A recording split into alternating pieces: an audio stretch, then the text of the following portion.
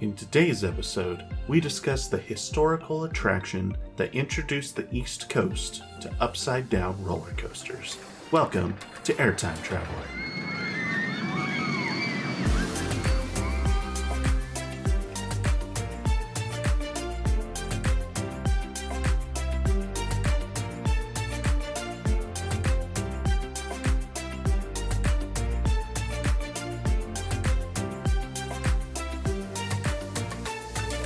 How's it going, everybody? Welcome to the Roller Coaster History Podcast. You are listening to Airtime Traveler. My name is Nathan Grace, and I am joined by my wife and lovely co-host. Hey, I'm Haley Grace. And thank you for tuning in to episode 27 of the podcast. I figured we'd change this up a little bit. Instead, usually we do the whole intro and then we do some small talk. Why don't we do small talk now? And then I'll do the whole intro at the end. Or not the end. Talk? We'll do the intro at the end of the episode. Does that work? Considered. Just like, have you seen anything interesting in the amusement industry? First of all, how are you? How are you doing today? Good. It's crazy. We leave on our trip for Utah in a few days. Life's been crazy. Yeah, and so we're getting all that ready to go. And it's been something. we've had to record these episodes a little bit ahead of time just so that we don't have to record while we're on the road. And so it's been hectic, but it's been so hectic. Yeah, get to go to Lagoon in, I think, 6 days. Yeah, 6 days from today, I get to go to Lagoon for the first time. So I asked people in one of the coaster groups I'm in on Facebook, I asked people for some, tell me, your tips and tricks for Lagoon, and, what coaster should I do first? And, is there a specific ride that has a really long line usually? I had one person comment with some advice, and that was it. It's just so strange, because, if it was a Cedar Point post, I would have had, 50 comments on it.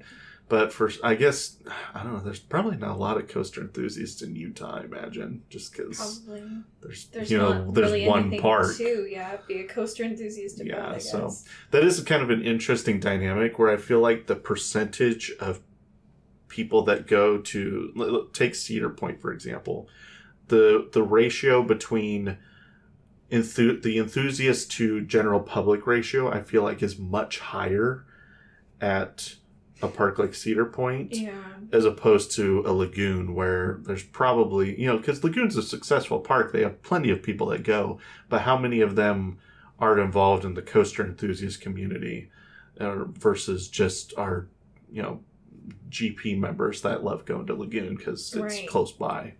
It's kind of an interesting dynamic. So anyway, it'd be kind of interesting to find out, if there is a statistic.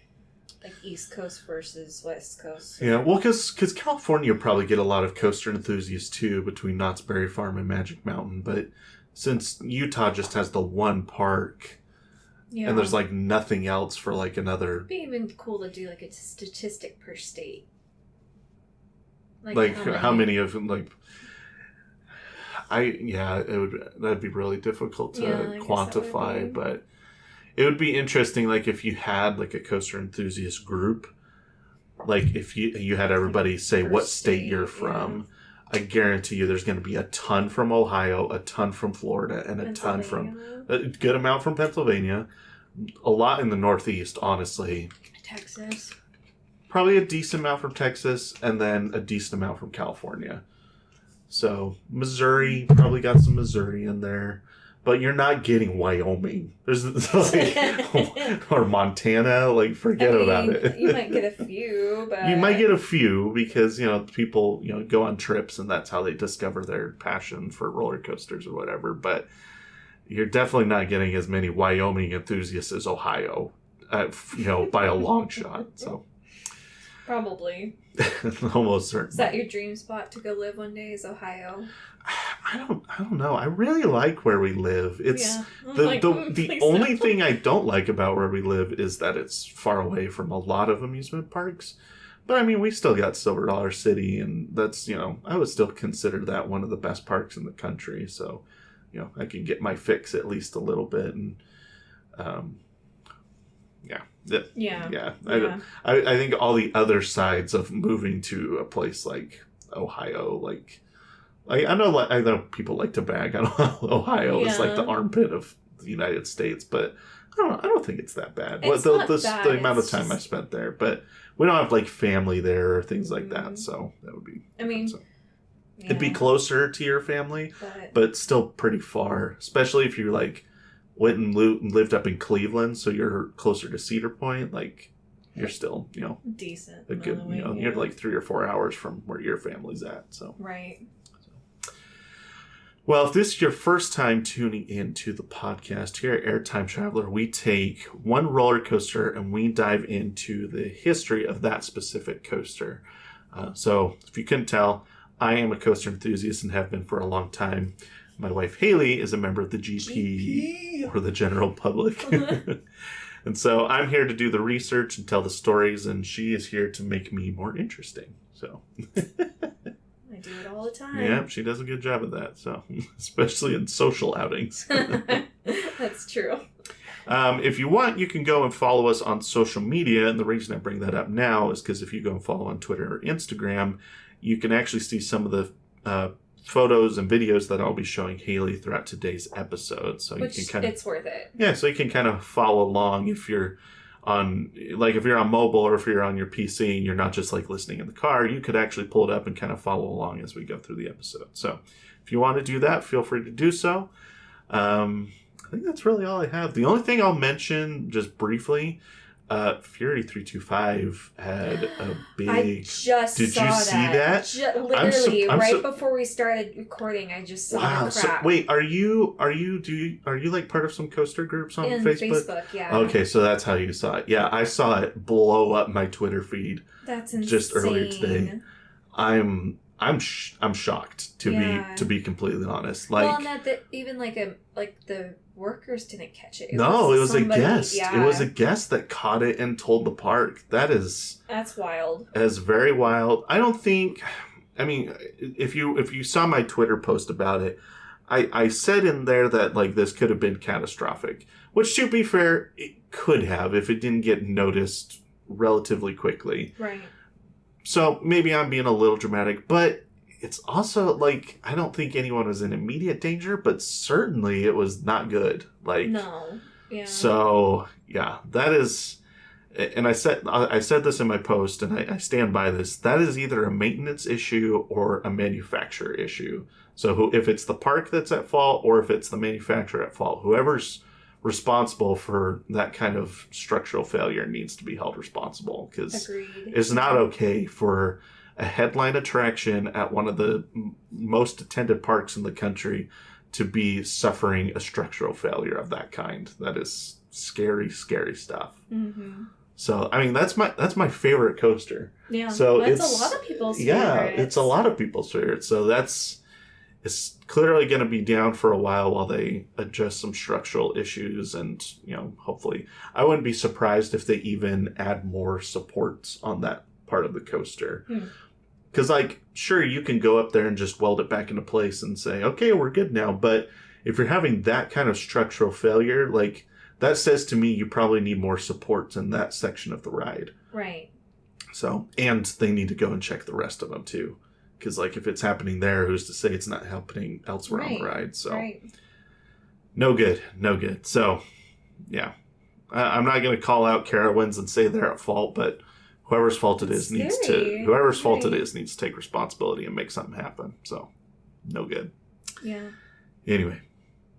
Well, let's jump into today's topic. We're going to be talking about a coaster at Hersheypark. Nice. Yeah, so for those of you who don't know, Haley's from Pennsylvania, so we've been to Hersheypark 2 times. It's not Haley's home park, but definitely it's close to home, so I think we feel a certain pride for Hersheypark. Yeah, we do. I would say it's probably top 3 parks we've been to, and that was before Wildcats Revenge was there. So who's to say how high it ranks for us now when the next time we go back and get to do Wildcats Revenge. So yeah, it's a fantastic park. So, but we're going to be talking about one of their older coasters today. So we're going to be talking about SuperDooperLooper at Hersheypark. Such a funny name. It's a funny name. I like talking about these older coasters just because it's... When we talk about newer coasters, we can kind of talk about the things that came before and the things that it replaced. But when it's an old coaster, we get to talk a little bit about the construction, and then we get to talk about everything that's happened since then. So it's kind of a different dynamic than some of the newer coasters we've talked about. So opened in 1977. It was $3 million at the time, which we'll talk about that a little bit later. 2,614 feet long, 75 feet tall, and a top speed of 45 miles per hour with one inversion. Average 2023 wait time has been 35 minutes. It's a long wait time. That's pretty impressive for a 1977 coaster. I'm not sure many coasters from that era that are still open could say that their wait time is that long. So certainly still popular enough that people are waiting in line for this thing. So right. I think nowadays, because it's so old, I think it kind of falls into the category of a family coaster by modern standards. So I think that's why it's become so popular nowadays, is just because, you have your big thrill coasters like Sky Rush and Storm Runner and Wildcats Revenge. This kind of falls as now it is more of a stepping stone to the big coasters at the park. So yeah. So just talk a little bit about our experience with the coaster. So I think we only got to ride it one time because we didn't have time to ride it the second time we went, because we were only there for a day, and our priority was basically get Sky Rush in, and then some of our other favorites like Storm Runner and Fahrenheit. So, but we did ride it one time. I thought it was solid. I'm not going to say it's breaking any records or cracking my top 25, but for what it is, it's a lot of fun. The loop is actually surprisingly intense for how old it is, which is kind of typical of those old Schwarzkopf loopers. But it's good. So your brother was hilarious on it because he screamed the whole time. Ben is the hilarious on any coaster you put him on. I mean, we could write a book on his comments during the roller coasters. I don't know if Seriously. we could. Well, he hasn't been on enough coasters to write a book, I think. But certainly all the things Children's book. Sure, there you go.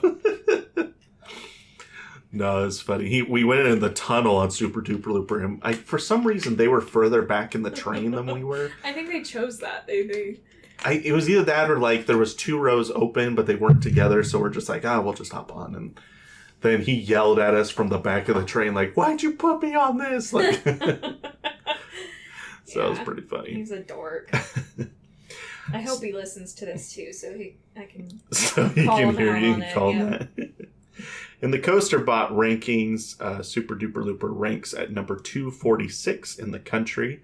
It ranks below coasters such as Scorpion at Busch Gardens Tampa, New Revolution at Six Flags Magic Mountain, and Silver Bullet at Frontier City. It ranks above coasters such as Whizzer at Six Flags Great America, Tiger Coaster at Indiana Beach, and Jetstar 2 at Lagoon. At Hersheypark, it ranks 8th. And certainly is going to be 9th after Wildcats Revenge, ends up, with the Coaster Bot 2023 comes out. I'm so excited for that. Oh, I saw some pictures because as I was doing the research for this episode, I just pulled up the Hersheypark RCDB. Yeah. And I saw some pictures of Wildcats Revenge on there, and I'm just like, I want to go so bad. Patience. I know. We'll get there. We will. So here are the rankings at Hersheypark. As of right now. Number 1 is Sky Rush with Storm Runner at number 2. And then 3, 4, and 5 are Candemonium, Fahrenheit, and Great Bear. Lightning Racer comes in at 6, followed by 7 is Comet. And then Super Duper Looper at 8. And I think Trailblazer at 9. It might be Jolly Rancher Remix, then Trailblazer. That's probably what it is. All right, so review of the name. I mean, it's a silly name. I don't think there's any argument there. I think for its time, it was probably more relevant. Yeah, probably. But I don't have a problem with the park keeping a retro name for a ride.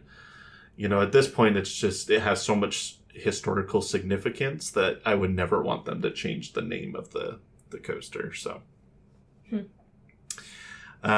Review of the logo. What's your opinion of the logo? It's orange. It is orange. There's not really any like. You have a problem with orange? Bling. Like. To be fair, this is just the font. I guess the logo that's above the ride is actually an orange circle with the black text on it. So it's a little more interesting than just the font or just the text here. So, review of the paint scheme and the trains. The paint scheme is, I wouldn't say paint scheme's anything too special. It's just blue with some black supports, but I do love the trains. I think the trains really pop, especially on that blue track, and the if you're not familiar, the coaster has bright orange trains to match the orange logo that Haley was just talking about. We've talked before how it because the trees or whatever. Yeah, because the coaster kind of goes out into the trees, and so you can't really see it that well. But with the bright orange trains, you can kind of catch glimpses of it as it speeds through the trees. Not very picturesque from It's hard to take pictures of this except for the one loop. Yeah, the loop is really picturesque, but then the rest of the ride, you basically can't see it. Yeah. So, here's a park's description of the ride. Okay, full disclaimer here. I've discovered that the dramatic voice that I use for these these ride reviews don't always match because, well, here, just listen for yourself. Oh, dear. Experience the first ever looping coaster on the East Coast. The famous vertical loop on Super Duper Looper coaster is just part of the fun. Riders also enjoy a family-friendly course of small dips, drops, and bunny hills on this classic steel coaster. Do it again. Bunny hills. Bunny hills. I feel like it's hard to say the word bunny in a dramatic voice. I feel like I've heard that. I feel like I've heard that somewhere. Like, just try to say the word bubble angrily, and it's just like it doesn't matter how you say the word bubble. You can't really just say it's like bubble. Bubbles. Like it's just a silly word, no matter how you say it. So I feel like bunny hills was kind of the same thing here. Here's some customer reviews. We got 1 star here. Should be called the one looper or the super lame. I feel like it's a little harsh. but I do see like a pattern in these customer reviews where I think members of the GP that don't really know what the coaster is, they just see the name Super Duper Looper and assume it's like this big B&M looping coaster that goes upside down like 6 times, and then it ends up being like an old kind of rickety 70s coaster that only goes upside down 1 time. And so I think that's part of, there's like this group of people that got on the ride not really knowing what it was, and then they're let down by it being an old ride. Because here's another one, 1 star, fell short. I was expecting more loops. So yeah. I kind of getting the same vibe from that one. Here's 2 stars. This was the most disappointing ride I've ever been on. Wow, that's very harsh. It doesn't live up to the name because it only had 1 loop, and it's the lame version of Busch Garden Scorpion. Rude. It's very rude. It's very rude. I think it's a little harsh. 2 stars, waited 1 hour because they were running 1 train. When I got off, it was not worth it. Rather would go on Sky Rush, which was less than 5 minutes. Which, to be fair, I would if I had to choose between an hour-long line for Super Duper Looper or 5 minutes for Sky Rush, I'd be going on Sky Rush like 6 times. So I definitely can get on board with that. That's fair. 3 stars. Meh. It's okay as a first ride if you've never been on something real. What's something real? I want to know the definition of this. Yeah, I guess you could say something like Sky Rush would be quote unquote something real, I guess is what they're going for here. 3 stars. If you are over 12, this coaster won't be very much fun. And I have to say that I disagree with this one because I have fun on Super Duper Looper and I'm over 12. Maybe it's because I still act like a 12-year-old. Maybe that's what it was. But no, I think it's just all subjective, right? Like some people, I know this coaster's not as fun as Storm Runner or Fahrenheit. That doesn't mean it's not fun. Right. So I think that's the difference there. Here's another one. 3 stars, 1 loop, doesn't fit name. So got a few people that kind of in the same boat here. Here's the last one. 4 stars, nice coaster for the kids. We were here for Halloween. They changed the name to sooperdooperLooper. Nice coaster with a loop. Good intro if you're looking to get your kids on a mainstream coaster. Which, if I'm reading that, without knowing that it's for Halloween, I would automatically think, dog. Like booping a dog booping on your dog on the nose. Yeah. Super booper looper. Yeah. I do think they stylize it with a capital BOO so that it's more obvious when you're at the park. I guess it helps, but still, Yeah, I get what you're saying. We're gonna go on the boop ride. The booper.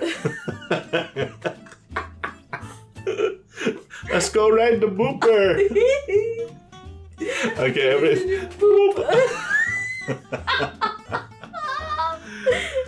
oh dear. Now maybe next time we ride it, when we're at the top of the loop, we have to turn to each other and go boop. She's like, I'm not sure about that. Sounds nauseating. Yeah. You just boop you on the nose right before you scream out your lungs. Oh.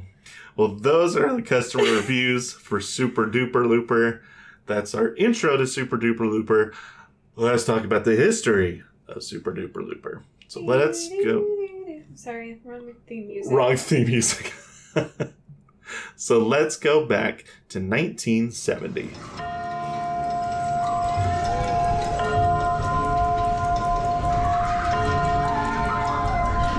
All right, so after Hersheypark opened Comet in 1946, park officials were kind of content to just operate with just one roller coaster.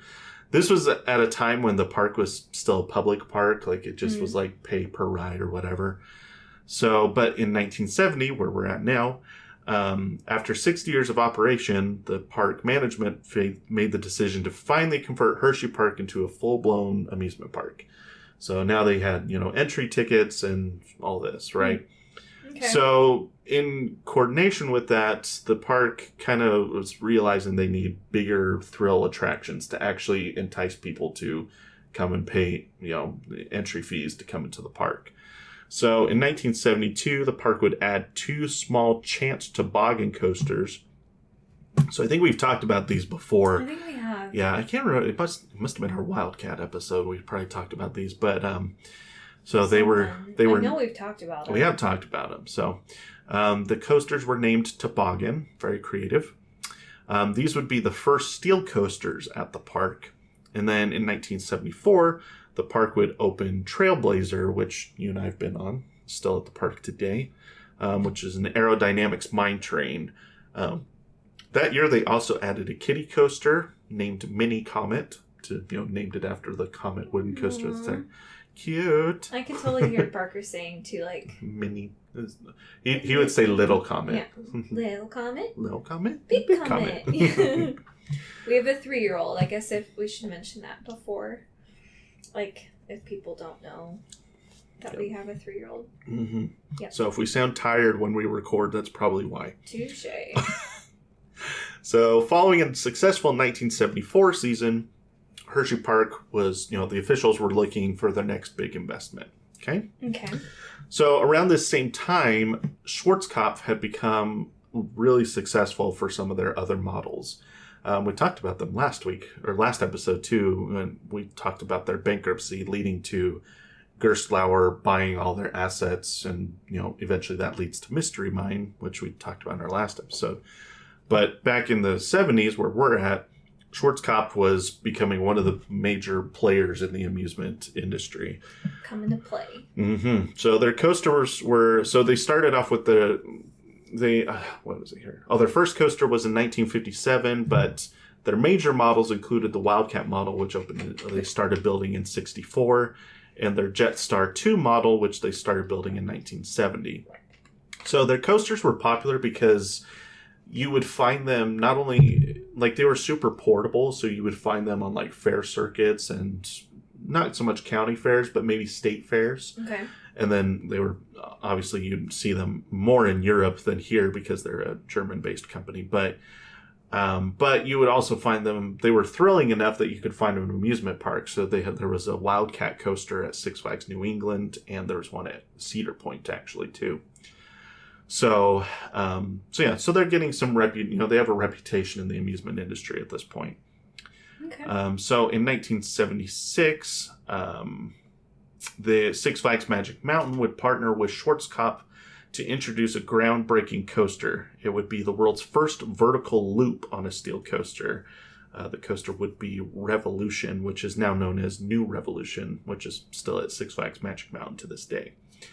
The model had actually been introduced at the 1974 IAAPA Expo. So here's a picture of that model at the show from 1974, which is cool because it's really hard to find pictures from old IAAPA Expos. So I was pretty excited when I found this one. So the first roller coaster inversion was on Corkscrew at Knott's Berry Farm in 1975, but that was built by Aerodynamics.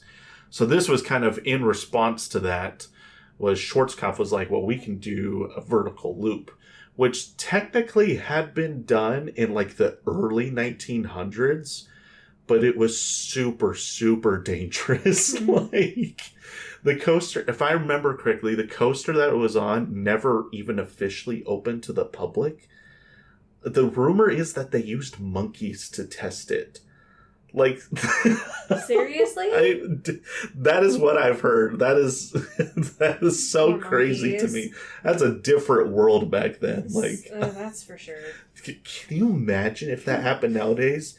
Oh, people would, for real, people would flip. The park would go bankrupt. Like, no one would go ever again. Like, that's crazy to me. I mean, would you? I wouldn't. Yeah. So I'm not saying people nowadays are wrong for thinking that. I'm just saying back then it's like people didn't care. It's so strange. Yeah. So anyway, that's crazy. So, but that coaster never really opened. So this is pretty much the first time a vertical loop would make it onto a mainstream roller coaster. So it was a big deal. Yeah. And it was basically Schwarzkopf's response to Aerodynamics, but it was also Six Flags' response to Knott's Berry Farm. So you kind of have this inversion battle that's going on around the West Coast. Eventually, Cedar Point gets involved because they opened Corkscrew in 1976, which was the first coaster to have 3 inversions, had 2 corkscrews and a vertical loop. So while this is going on, Hersheypark officials kind of took notice of this big explosion in coasters with inversions. So the park began teasing a new coaster in late 1975. So here's a billboard. I'm assuming this was in Hershey, Pennsylvania. It kind of looks like it was like something they would see as you were leaving the park. Yeah. So it says, Hersheypark wishes you and yours a super holiday season. And then there's a picture, like an artist rendition of a coaster going through a vertical loop, and it says, big news coming soon.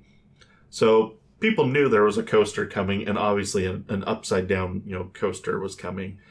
But there was no announcement, no name, nothing like that. So I'm assuming this billboard is up through the rest of 75 and into 76. And then on April 15th, 1976, Hersheypark announced that they would be building another roller coaster. Still didn't have a name yet, but they did confirm that it would be the first ever looping coaster on the East Coast. Cost would be about $3 million, which in today's money is about $15 million. So for that size of a coaster, like, that's a lot of money. But that just goes to show like how groundbreaking it was for its time. Like, it was pretty much the most expensive coaster you could get at that time. Yeah. So it's kind of fascinating, the money they were willing to put into the park at that point. Edward Book was one of the leading park officials, said the planning for the ride began 18 months previous to that announcement, which actually lines up perfectly with the 1974 IAAPA Expo. So that seems to suggest to me that this isn't official, but just based on that, I'm almost positive they must have seen that model when it was announced in 74 at the expo, and immediately park officials were like, we got to have one of those. That's like, give me that. Exactly. So here's an article from the announcement. Also, this article is super strange because it's just, the fact checking is just totally wrong. Like, the name of this article is Hersheypark to build second roller coaster. They had 5 already. This is not even close. Like, they had Comet, the 2 toboggans, Trailblazer, and Mini Comet at this point. So it's like someone at the newspaper just did not do their job properly, did not do their research. Anyway, here's a little excerpt from the article. It says, Hersheypark is planning the addition of a looping coaster to be ready by May 1977. A ride that is, quote, something like a roller coaster, but includes a 360-degree vertical loop, unquote, according to Paul Serf, park general manager. I don't know why these old articles always call them, like, roller coaster type rides or something like a roller coaster. Like, I don't know why it's like they were afraid to use the term roller coaster. I don't know what that's about. Weird. It's weird. According to the article, Intamin is actually credited as the manufacturer, but at this point in Intamin's history, they basically worked as a broker between Schwarzkopf and the parks. Like, they basically would go to the parks and, like, present, Schwarzkopf's ideas for them. And then if Intamin could make the sale, then Schwarzkopf would build it, Intamin would construct it, and then, Intamin would get a cut from the sale. So, kind of interesting. It's interesting because it's kind of similar to what I do for my job, but like in a retail perspective versus an amusement industry perspective. So, kind of interesting. Yeah. So, Intamin wouldn't begin manufacturing themselves until 1979, so a couple years after this. And actually, if I remember correctly, that booth that was in the picture earlier, that was actually Intamin's booth at the 74 IAPA Expo, not Schwarzkopf's. So construction would begin on October 29th, 1976. Throughout the rest of 1976, the park had shortlisted like a group of names for the coaster, and they had narrowed it down to 2 names. You ready for this? Yes. The first name that they had was Mary Dairy Dip. So it was a reference to the dairy township in which Hersheypark resides. So that was one of the names that they were considering. They can't see your face, so verbalize they can feel it. They can feel my face. They can feel your confused face. Mary Dairy Dip. Oh, please, no. There you go. There's your response. Yep. The second was sooperdooperLooper. Now, Edward Book, who I mentioned earlier, was partial to the Mary Dairy Dip name. What? However, his wife and 2 children both agreed that sooperdooperLooper was the better of the 2 names.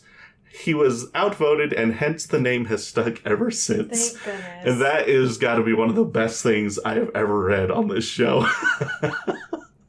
I read that, I was like, that is amazing. Just how cliche, a husband like, this is a great idea, and his wife is like, oh honey, no. Oh honey, no. So much no. What's the phrase? Happy wife, happy life. Especially that the kids were like, Dad. I think that's the other part that's interesting too. Dad, it's like no. Dad, it's no. It's not just his wife. It was his 2 kids were also like, yeah, Dad, that's terrible. That's not a great name. So sooperdooperLooper is officially announced as the name. As construction crews worked into the winter months, Hershey was slammed with the coldest winter on record. Because of course it was. Ouch. Here's another article here. It says, in the midst of the coldest winter on record, construction crews working on Hersheypark's newest thrill ride, the sooperdooperLooper, have battled the winter of 77 to a draw. However, every day is an important step leading to the ride's premiere at Hersheypark this summer. It goes on to talk about that, there were some days that it was so cold that their mechanical equipment just would not turn on. It wouldn't operate properly. What? Like, I don't know what in my head, I'm just thinking, like, drills and stuff. Like, just is so cold, like, your drill just won't even go. Like, that's just... won't work! Yeah, so I don't know his drill. It could have been, like, their, backhoes or whatever, things like that. So, but that's crazy. Like, just so cold that mechanical equipment's just like, no. I refuse. I refuse. Whoa, that's brisk. So, but despite the cold, the crews would buckle down and push through. And by February of 77, 80% of the 8.3 million pounds of concrete had been poured. That's insane. That is nuts. Back up a second. I'm just thinking how cold that was in Hershey. Because if it's the coldest winter on record, it gets really flippin' cold there. Like, so cold. That does make me curious if I can find out how cold that was. You might be able to find it, but I'm dead serious. Like, it gets so cold there, like, I don't even like thinking about how cold it gets there, because it's brutal. So I'm pulling this up, see if I can find out the information on what the coldest winter on record. Oh, it's so hard to pull data from that far back, but... Oh, I can't find it. I bet you can find it. Just pull up, like, coldest winter in Hershey. Coldest Hershey winter on record. Yeah. Yeah, I'm trying to find it. So, winter weather records in Pennsylvania. Here we go. I wonder if Hershey's on here. Hershey's not on here. I'm trying to see if there's any that were in 77, though. I don't see 77 on here. And I don't know, do you know? I don't know what this is by county, that's why. I don't know what county that's in.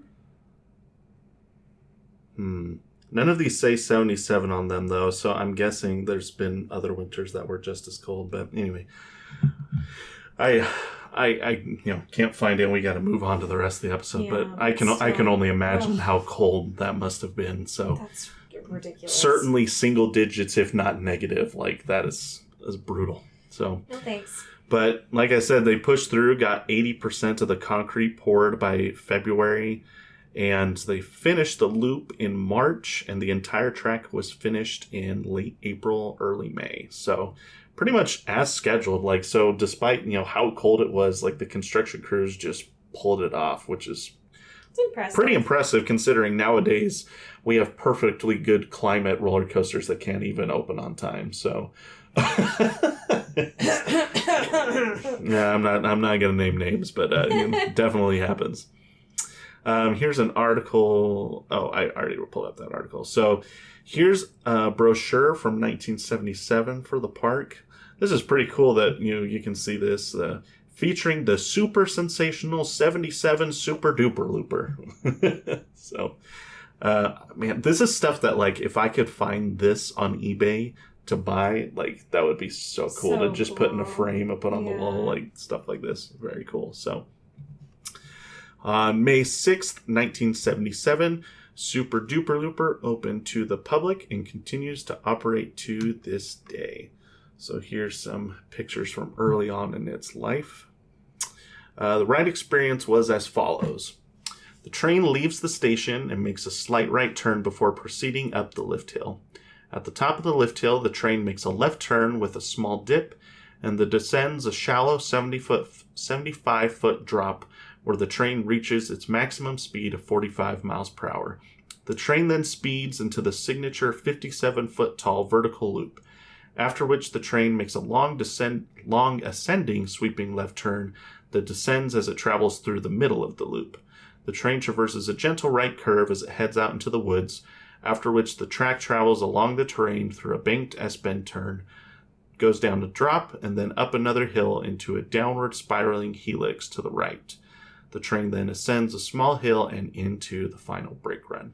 So, fairly short ride. I mean, not by their standards, but by modern standards, right. I think it's, on the shorter side. But let's see. I've got a commercial from Hersheypark. This isn't a Super Duper Looper commercial, but it's a Hersheypark commercial from, like, early, let's say late 70s, early 80s, somewhere in there. Yeah. This is amazing. You ready for this? Yep.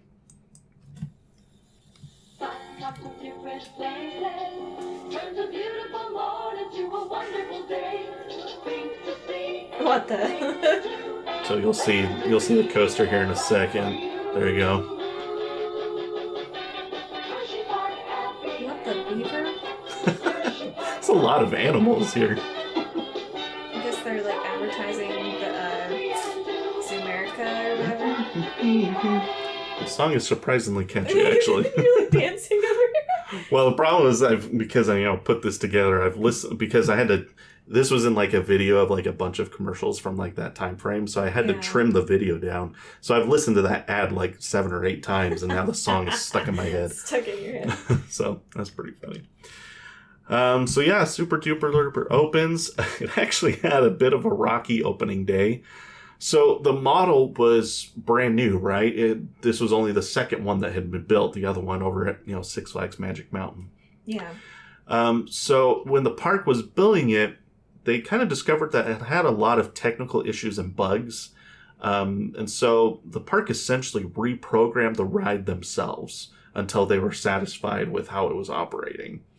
So, so basically they really haven't had a lot of time to test the coaster. I mean, they feel confident that it's safe, but they really haven't done a whole lot. So when opening day happens, first ride of the day was the park's general manager, Bruce McKinney, and his wife, Sally.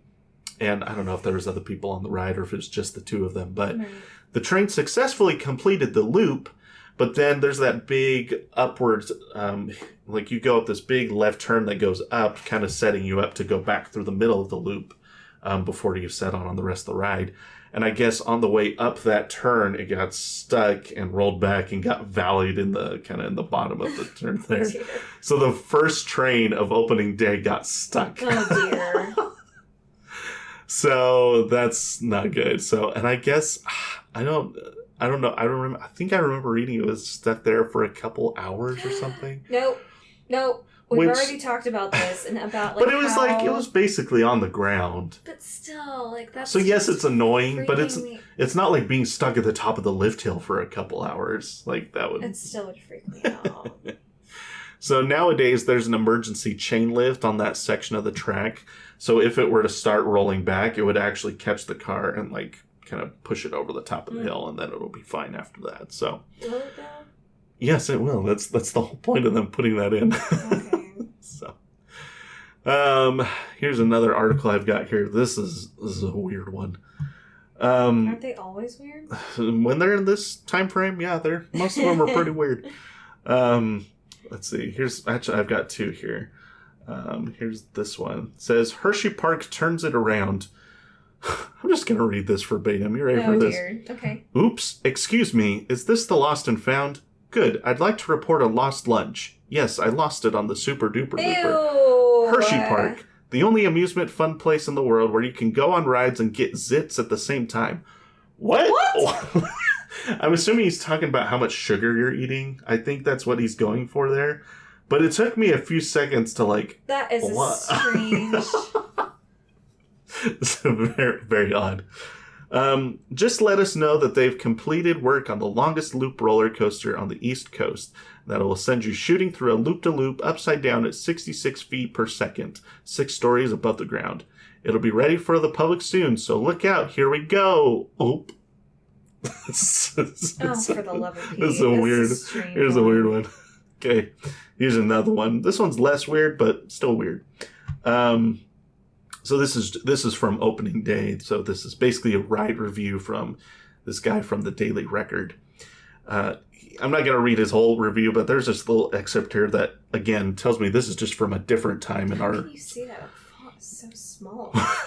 Well, I have 20/20 vision and you don't, so that makes a difference. My contacts are in 20/20 now. So here's what it says. He says, debating whether it would be advisable to take a camera along on the ride, I did want to have both hands free for holding on. The attendant said it would be all right. What? mistake number one. Can you imagine an attendant doing that nowadays? No. While I managed to snap one picture on the gradual, uneventful ascension to the initial incline, I must admit that from then on, it was one hand on the security bar and the other hand on the camera. Oh, dear. Also, there was an umbrella to contend with, but we simply held that beneath. An umbrella? We simply held that beneath with one foot. The other was kept free, shaking in our boot. What the heck? It's so weird. So, and then you ready for the weirdest part of all? Yeah. Okay, here we go. Among comments you heard as riders disembarked were, "Wow, what a ride. It surely was wild. Wasn't that great fun? And what a way to get a byline." I don't even know what that means. Yeah, I don't know what that means. One young man clutching the hand of his date was even overheard to say, "That's even better than, we'll call it, intimate relations." And I read that, I'm like, what is that even doing in this article? It's a family newspaper. Wow, that's some interesting stuff from 1977. Wow. Wild time. Oh, man. I love old newspapers.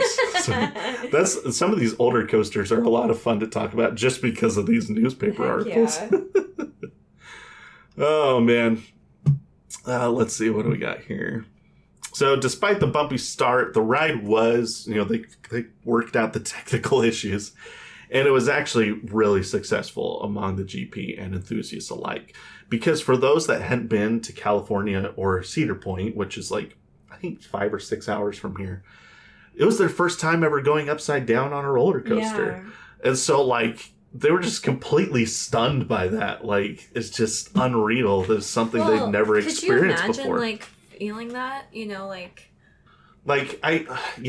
I'm trying to think of an experience I've had on a roller coaster that would be, probably the first time I went on a Giga coaster. I think of when we went on Intimidator 305 for the first time. Going over a 300-foot drop for the first time was just unreal. That was insane. And now I've done it several times, so it doesn't have the same effect. But I can see how that would be a similar experience for people. I remember graying out for the first time. That was crazy. That coaster's insane. So the coaster success was not only immediate but quite obvious, as their attendance went from 1.4 million in 76 to 1.7 million in 77. So you bring in an extra 300,000 people, I don't know what the ticket prices were in 77, probably $5. But, even then, you've made up, just in that little sample size, you've made up a big chunk of how much you spent on the coaster. And that's just 1 year. So right. Great investment for the park. Original paint scheme was actually red and white, which you can tell in this picture here.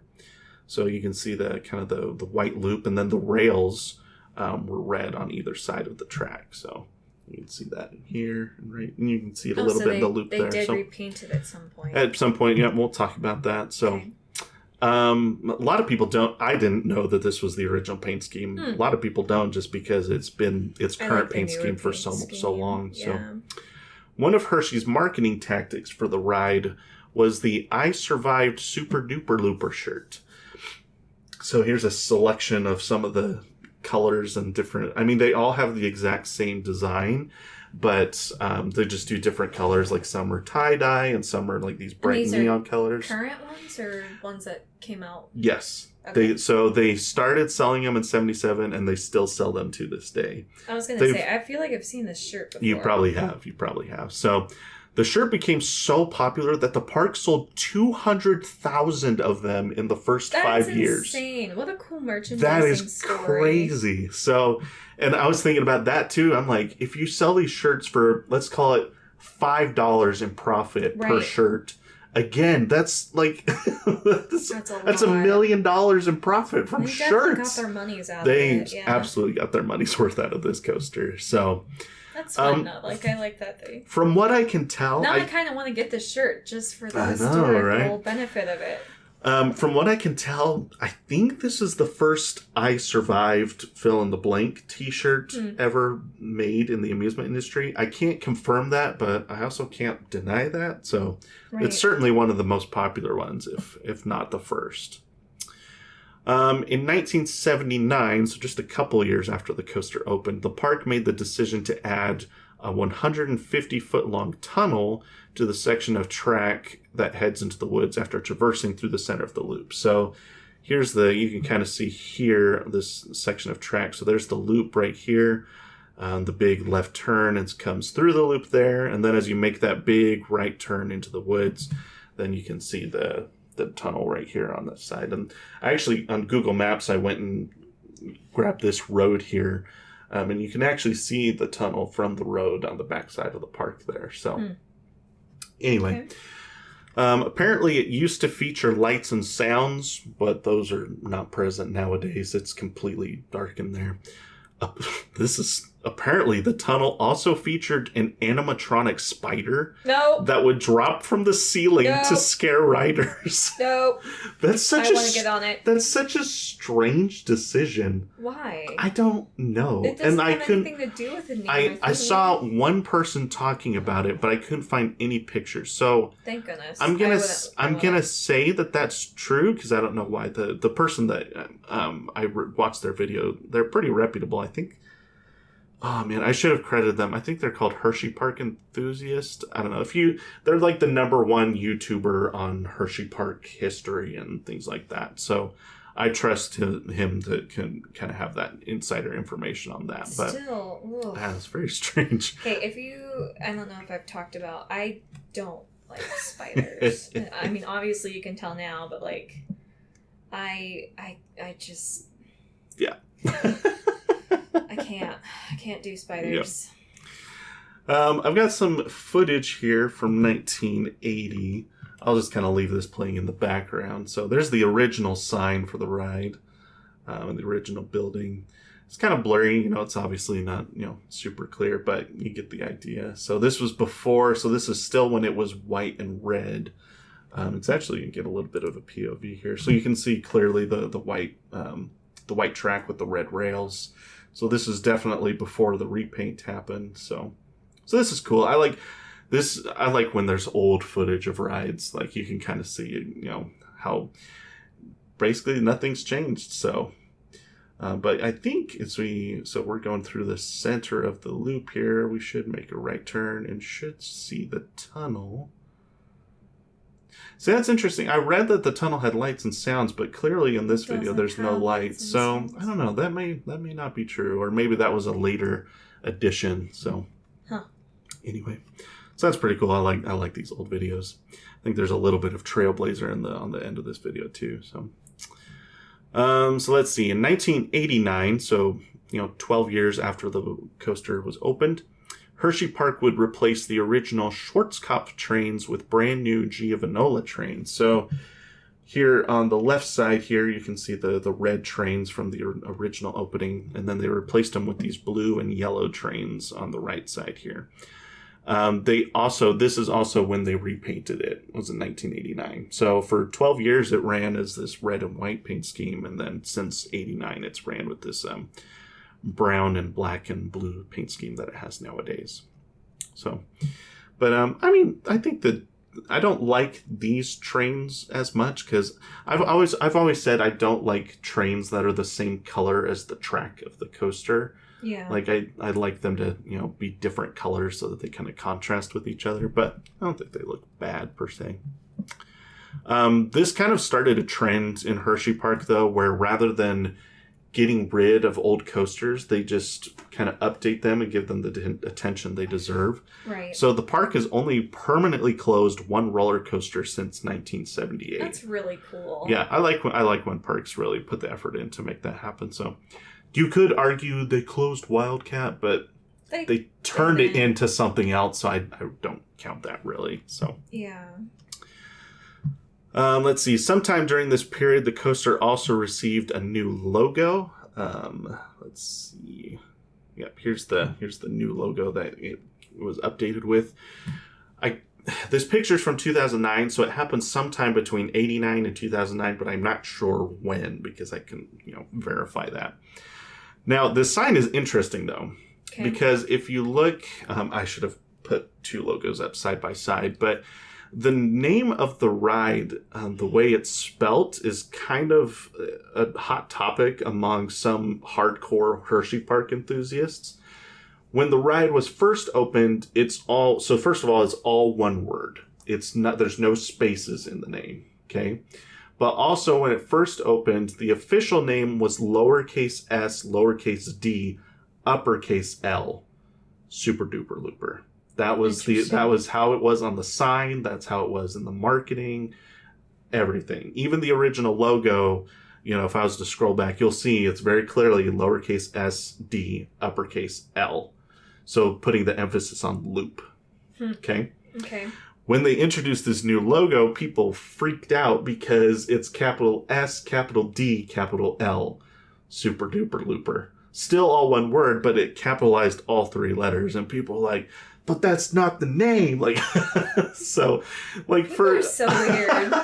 So weird. Like, I couldn't imagine, like, getting that upset over something. It's interesting because there's things like that at other parks. Like, Powder Keg's official name is not Powder Keg.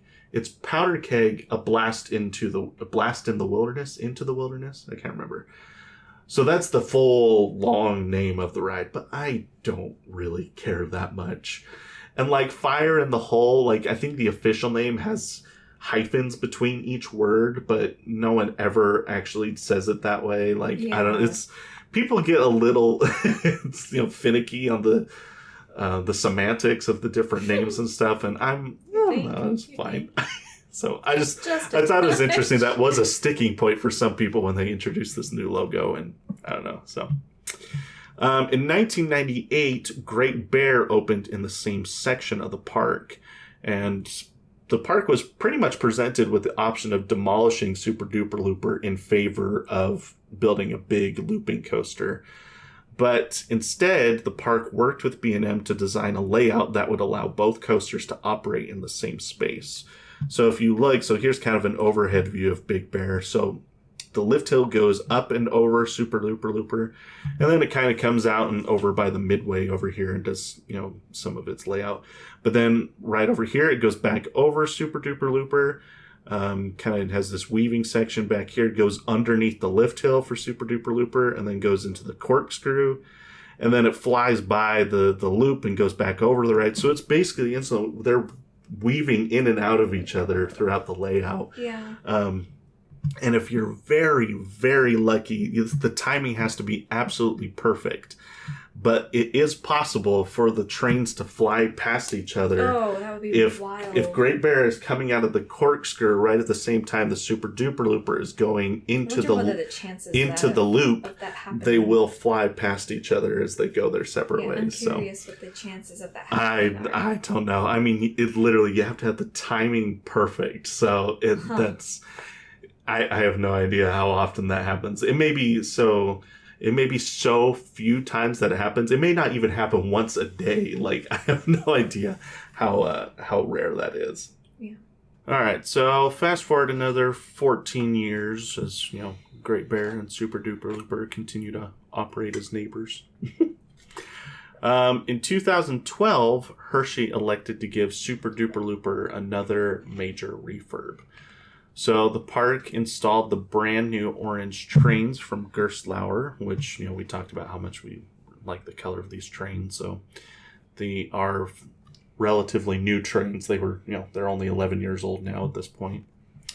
But that wasn't it. They also introduced the new orange and black logo, which is actually just an updated version of the original logo, which brought back the much celebrated original spelling with the lowercase s, lowercase d, uppercase L. Right. So I saw articles of people that were like celebrating that, like, yes, this is the way it's supposed to be. They also installed, and then they built this brand, not built, but they updated and repainted the station, which looks really nice, actually. I really like the way that they did that. Station. So, but big logo on the station too. Looks very nice. Also, some mechanical updates. They installed new magnetic brakes on the ride, which is pretty cool to retrofit an old coaster with some, modern technology. And then I think, if I recall, I think initially they weren't planning on doing this, but then the following year they ended up updating all of the software for the ride too, just because it wasn't working properly with the new mechanics that they're putting on the ride. So they updated to a newer software as well for the 2013 season. So bringing, Super Duper Looper into, more contemporary standards, which at that time there had been lots of rumors that the park was just going to get rid of it. So I think a lot of people were super stoked to see the park do the complete opposite and reinvest back into the coaster and, help it run just as well as it did back in 1977. So in 2017, the coaster celebrated its 40th birthday. So that's a pretty big milestone. Not a lot of coasters get to that point. Little excerpt from the article here says, in 1977, the Super Duper Looper was the first looping coaster on the East Coast. It was only the second of its kind. There were lines for hours back when it opened up, and we still have a lot of riders today. The track at that time was white, right now it's blue, but it still has the pop of those orange trains that our guests really love to see as it climbs through the treetops. So, there you go. So then, this is something I had no idea about until I started doing the research for this episode, but it's actually kind of cool. Are you familiar with the TV show The Goldbergs? You've heard of it. I don't think you and I haven't watched any of it. I don't think so. But I've heard of it. I've heard lots of people talk about it. I've heard it's a good show. I think it just finished its last season last year, I think. So, pretty recent. So the premise for the show is it's based in 1980s Pennsylvania. And it's based, the show's like main creator grew up in the Philadelphia area. And so the whole show is just based around his childhood growing up in the 80s in, southeast Pennsylvania. Yeah. Okay. So one of the episodes is literally a Hersheypark episode. Oh, that's cool. Kind of like how some people will go to Disney World to do episodes. Okay. Now, based on what I've seen, I don't think anything was actually filmed at the park. Okay. But they did such a great job paying attention to detail. Because not only are we talking about doing a Hersheypark episode, but we're talking about doing a Hersheypark episode that's supposed to be based in the 80s. Yeah. So I'll pull up some pictures here in a second, but so it was episode 4 of season 6. The name of the episode is Hersheypark. The premise is that 16-year-old Adam is going on a school trip to Hersheypark, but does not want his mother, Beverly, to chaperone. After discovering Adam lied about the trip being canceled to keep her from going, Beverly guilts Adam into letting her come and also teaches the other parents how to guilt their kids into letting them come.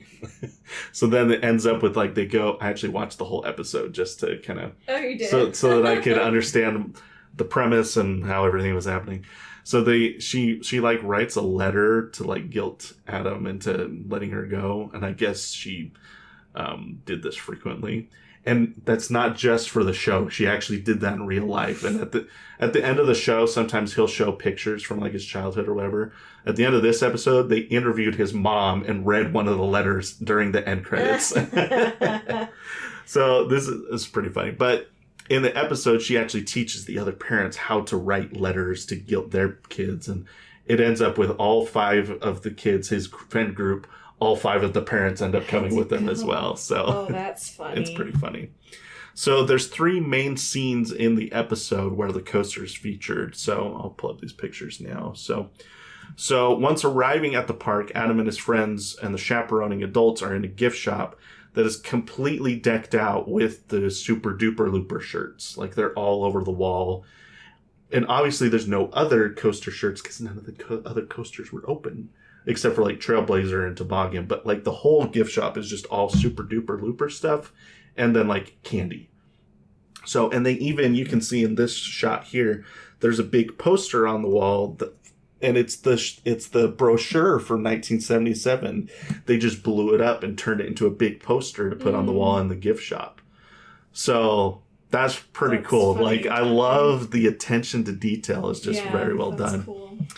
The climax of the episode features an entire scene of Adam and Beverly riding Super Duper Looper while having a fight and being so scared that they pass out a couple times. Like, they're like fighting with each other. And then like one of them passes out and then like the other's screaming. Like, so you can see these are these screenshots here, these three at the top. Now, a couple things that are interesting about this. Number one, I'm almost certain it wasn't filmed at the park just because looking at it, it's a little too smooth. And also I really dove into the details here. The back, the seat backs, like the headrests, are a little, they're not quite the same. They're very close though. And I actually, just to show you this screenshot here. So here's a picture of the actual train. Here's a picture of I think what they did is they took a reverse POV from the park and put that on a green screen and then put them into a coaster car that they built on set. Mm-hmm. But then they did a couple special effects I'll talk about in a sec that made it fairly convincing. But you can see here, they did a really good job recreating this because the headrests aren't the same, but they're close. But then it also has these sidebars on the side here, which matches the train at the park. And they have the handlebar on the back here that matches. Like and then the orange. The one thing they didn't get right is that actually this is the 2012 train versus the train that would have been on the ride back in the 1980s. But that's really nitpicky and no one would even notice that except for me. Well, maybe not. And then the other thing that there's literally nothing the creators of the show could have done about this. It's just they kind of had to put up with it. If you look in the background of that scene, you can see Great Bear right here and Stormrunner back here, which obviously there's nothing they can do about that. Right. And again, nobody but me would even notice that. So it's not that big of a deal. But obviously those would not be there when the, premise of the show back in the 1980s was taking place. Now, the practical effects they did during the scene to kind of make it more convincing, obviously they took like fans and blew wind into their face so that their hair is like blowing back as if they're actually, on a roller coaster. And then the camera actually bumps up and down. Like, I don't know exactly how they did it, but the camera isn't just still like the coaster's super smooth. It actually bumps up and down as if they're on the ride. Oh, that's so cool. They took some special care to try to make this as convincing as they could. And probably for most people that aren't really diving into the details like myself, probably couldn't even tell. Right. So it's very well done. And kudos to the producers of the show because they really took their time to make the details very, very convincing and very well done. Yeah. So then the following scene shows Adam and Beverly getting off the bus after the field trip. And Adam is sporting the famous I survived the Super Duper Looper shirt. And she's actually sporting a button on her shirt that also says I survived Super Duper Looper. So very cool. Like I said, I watched the whole episode and it was funny. So, I don't know if it'll make me watch more of the show. But it was just cool to see like I said, the attention to detail and that they really they didn't just do enough to get by. Like they actually went and said, we want to make this look like they were at Hersheypark in the 1980s. So that's cool. Very cool. So just to wrap up a few more things that have happened since then. In 2020, the coaster was closed for the entirety of the season just because of the pandemic. It was causing supply chain issues, especially because Schwarzkopf is no longer in business. So now they have to get all their replacement parts from Gerstlauer or other sources. So that makes it difficult, but they did open as scheduled for 2021. So that was good. We wrote it. That was the year that we wrote it, was the year it opened back up in 2021. Then during the 2021 off season, they actually repainted the loop, which was something I noticed at the time. But I was like, I remember being at the park the second time. I'm like, that seems different. Different. And it was. So the loop was blue back in 2021. And then during the off season, they repainted it back to its original white paint scheme. So the loop is now the paint scheme of the ride when it opened, minus the red rails. But the majority of the loop was white when it opened, so they repainted it to its original color. But then the rest of the track is kept the color from the repaint back in 1989. So Last two things here. I'm kind of surprised the coaster has not received an Ace Landmark Award for its historical significance. I know it wasn't the first coaster to have a loop, that was Revolution at Six Flags Magic Mountain, which does have an Ace Award. I would not be surprised if sometime in the next 5 years or so, if Ace does give Super Duper Looper an award for its historical significance in the coaster industry. So yeah. And the last thing, the best-selling T-shirt at Hersheypark every year since 1977 has been the I Survive Super Duper Looper shirt. Despite the Sky Rush and Candemonium and Storm Runner and Fahrenheit and Wildcat's Revenge, all these coasters opening, those coasters still cannot sell as many T-shirts as this coaster from 1977. So that's pretty funny. And that classic. Yeah, it is a classic. All right, next time we go back, we gotta buy one. We gotta buy one. And that is the history of Super Duper Looper at Hersheypark. Yay, Super Duper Looper. Yep. Definitely kudos to the park for continuing to invest in this ride. I think, one of the biggest, so I don't know if you guys, I've mentioned this before, but I got an Ace membership this past year, and one of the things that Ace really takes recognition, recognizes other parks, is for their willingness to preserve roller coasters rather than get rid of roller coasters. Yeah. And so, Kennywood being willing to keep 100-year-old wooden roller coaster at their park, or, in this instance, we see Hersheypark putting new trains on this roller coaster to keep it operating as good as it can. Seeing things like that is really, I love parks that are willing to invest in their history. And that's, always great to see parks that are willing to love where they came from enough to keep it going and to not just get rid of it in favor of the new shiny, roller coaster that's on the market for nowadays. So you can do both. You can keep the old, and I understand for some parks you run out of room, you run out of space, and that makes it difficult. So Knott's Berry Farm, I understand that happens. So, but for parks that have the money and the room to just add coasters and keep the old ones going, I love that they, continue to do that. And Hersheypark definitely gets credit for being willing to do that with this coaster. So, any final thoughts on the Super Booper? Boops. No final thoughts. No. It's a good ride. It is a good ride. So. Well, thank you for tuning in to this episode of the podcast. If you enjoyed that episode, be sure to go and give us a 5-star rating. If you're on Spotify, you can if you're on mobile, you can scroll up to the top of the podcast page, and you'll see at the bottom there's a little spot that you can leave a 5-star review. I know some of you have done that, and we really appreciate it. It helps people find the podcast in the future, and we really appreciate it. So you can go and follow us on social media. We are over on Twitter and Instagram. Our handle is just @AirtimeTraveler. Like I said, you can see these pictures and videos that I've been showing Haley throughout today's episode. And I think that's really all we have to talk about this week.